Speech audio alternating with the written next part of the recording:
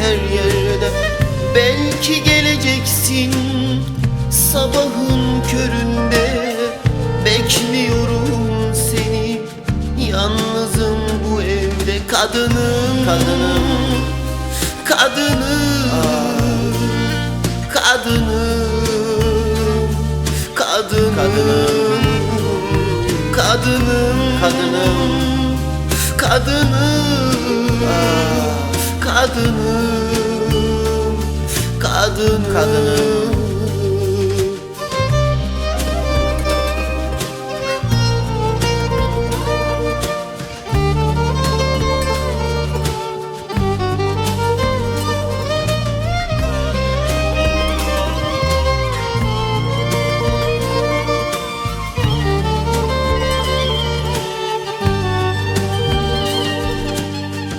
Duvarlarda hala gülüşünün izi.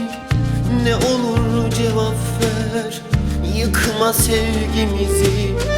Karanlık yuvamız, bomboş senin yerin. Üşüyorum sensiz, geceler çok serin. Kadınım, kadınım, kadınım, kadınım, kadınım, kadınım, kadınım, kadınım, kadınım, kadınım, kadınım, kadınım.